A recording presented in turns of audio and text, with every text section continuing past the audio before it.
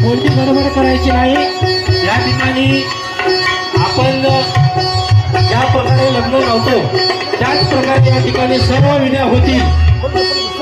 पुन्हा पुन्हा विनंती आहे, कृपया कोणी लालपट्टीपासून बाजू सरकायचं।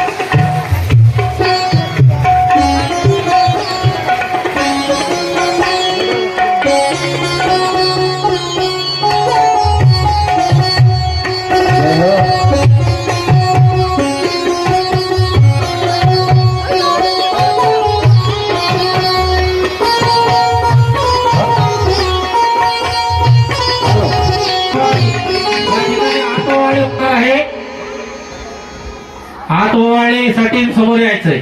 या आजच्या आत्याबाई आसाबाई सोपान डोपे यांना विनंती करतो की त्यांनी हात ओवाळण्यासाठी समोर यायचं आहे।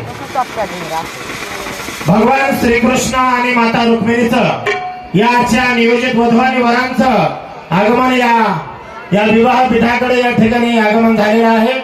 चाट लावा त्या वधू आणि वरांना विनंती आहे। त्यानंतर युवाई भेट गुरुजी, युवाई भेटीसाठी बाबू महाराज तसेच बबलू महाराज या